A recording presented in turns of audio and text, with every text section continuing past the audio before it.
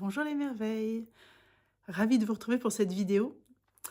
Aujourd'hui, j'avais envie de parler de toutes les barrières qu'on peut vivre quand on veut être en relation. Mais c'est pas que en relation amicale, amoureuse, ça peut être aussi avec votre banquier, avec tout ce qu'on a mis en place dans notre société, tout ce qui est lié à la relation. Et la relation, elle touche notre quotidien. Dès qu'on est en lien à quelqu'un d'autre, pour n'importe quelle raison, on est en relation.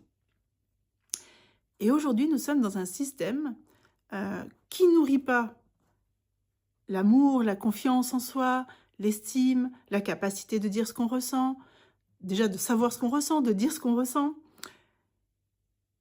Donc, il y a à la recherche ou au besoin de lien, parce que le lien est naturel, c'est pour ça qu'on vit les uns avec les autres, c'est comme ça qu'on grandit, ça fait partie d'un besoin viscéral de l'être, de la psyché et du corps.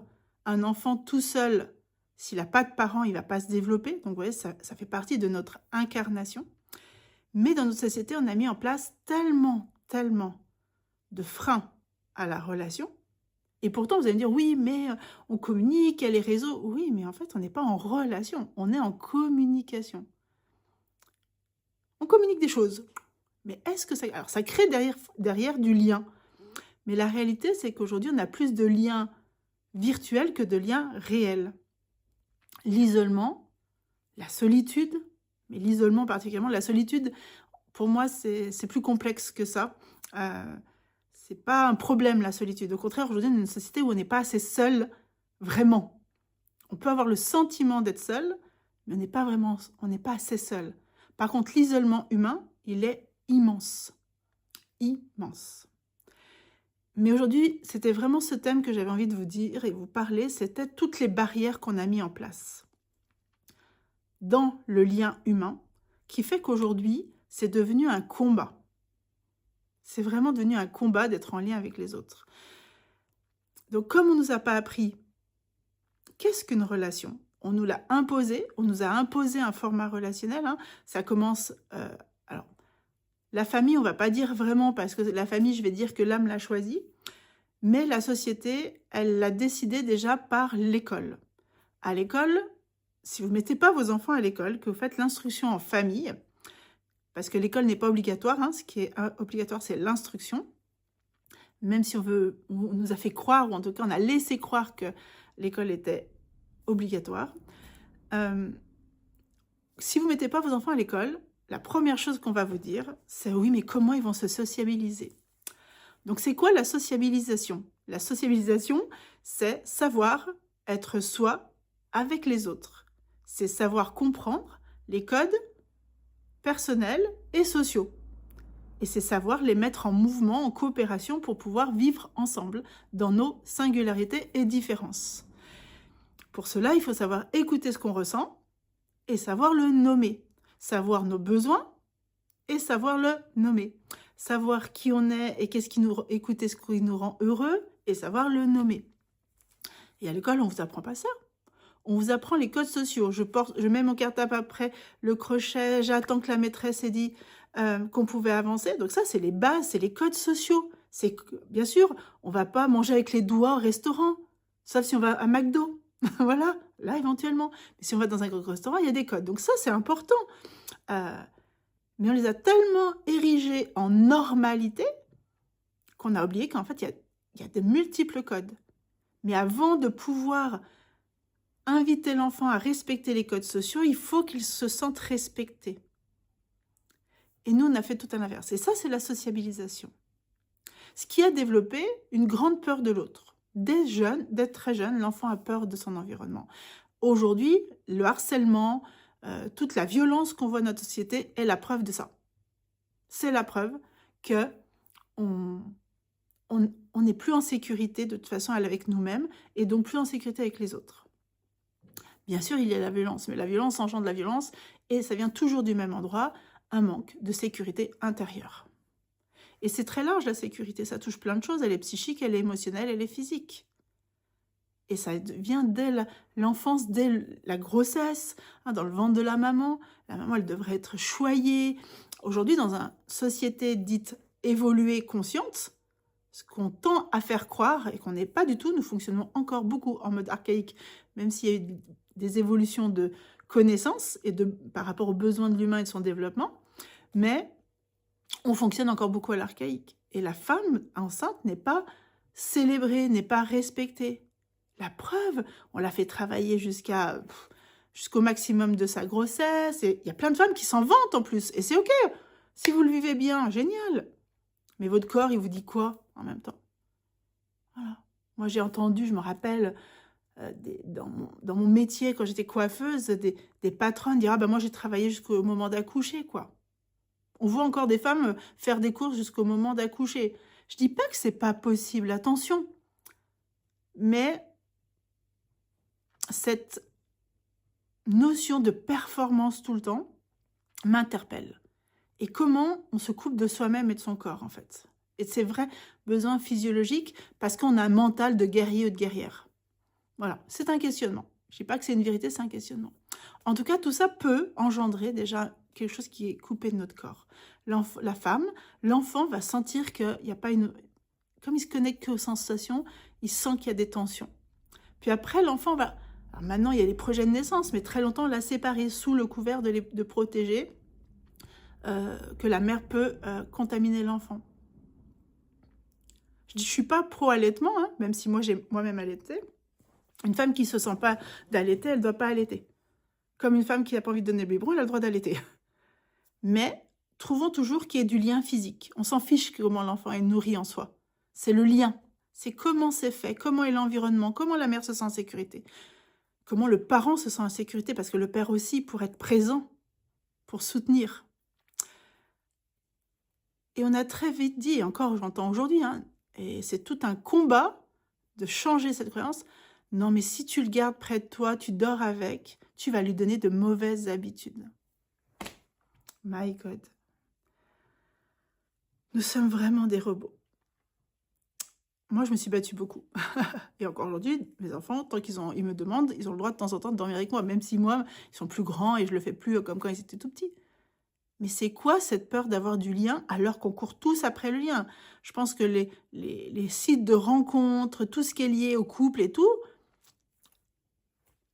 ça explose. Ils sont milliardaires, ceux qui ont créé des sites de rencontres. Donc, tout est un peu bancal. Et pourtant, on voit bien qu'aujourd'hui, le couple, il se détériore, même s'il se recrée sous d'autres formes, mais dans la vraie relation, parce qu'on s'en fiche qu'on soit hétéro, homosexuel, lesbienne, je cherche les mots, pluriamoureux, machin, on s'en fiche, en fait. La relation, comment elle est dedans, en fait? Est-ce qu'on est heureux? Est-ce qu'on s'engueule? Est-ce qu'on arrive à communiquer?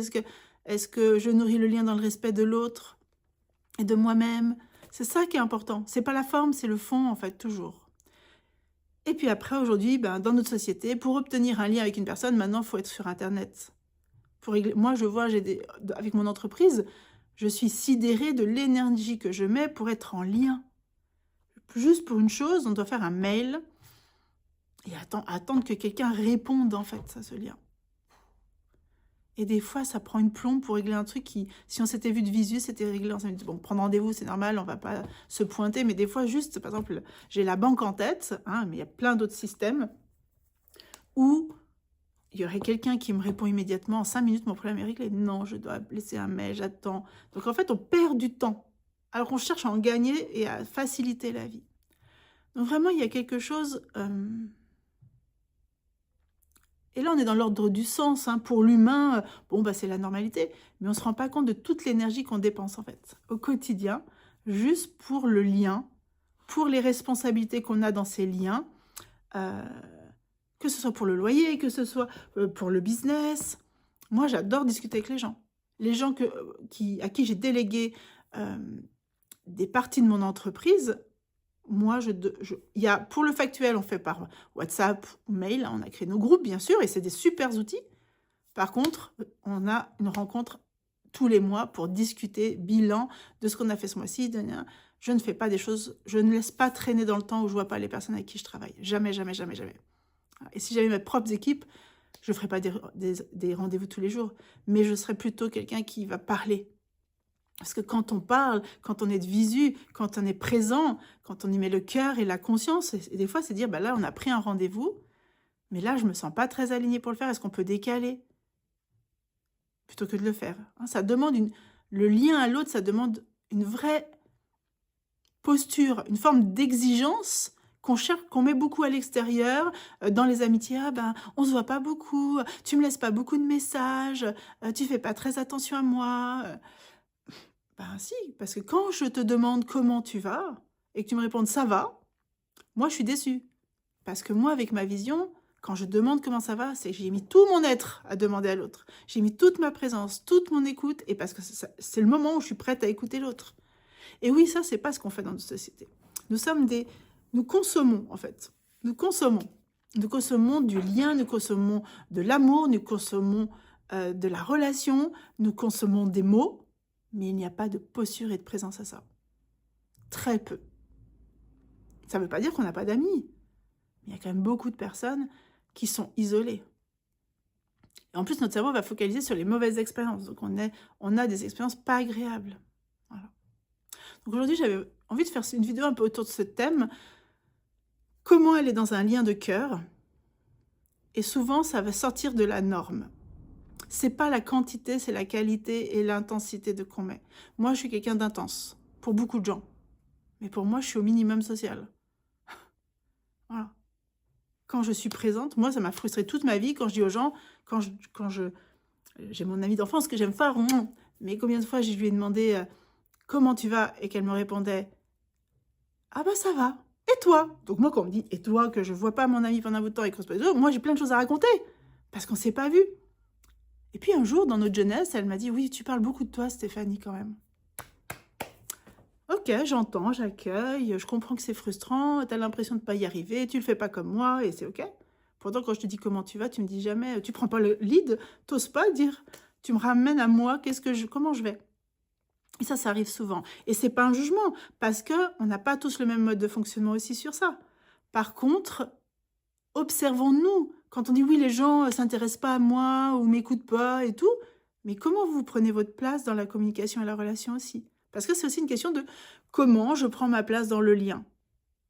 Et où est-ce que je suis juste avec moi-même? C'est là tout l'intérêt pour moi de la conscience de soi, de l'individualisation et le leadership personnel. C'est que je ne vais plus chercher chez l'autre ce qui ne me donne pas. C'est qu'est-ce que moi je ne prends pas, qu'est-ce que je ne fais pas, ou qu'est-ce que je fais trop, parce qu'il y a aussi ça. Moi, j'ai appris, parce que comme je suis intense et que ma vibration naturelle dans la communication et le lien, elle est ici, et que la plupart des gens sont ici, ou on pourrait faire dans ce volume-là, les deux sont bons, ce n'est pas une question de mieux ou moins de bien, mais d'intensité. Imaginez une lumière qui est intense ou moins intense. Donc une lumière moins intense, elle va un petit peu allumer, et d'un coup, elle peut se mettre à beaucoup allumer. Moi, j'allume tout de suite beaucoup. Voilà.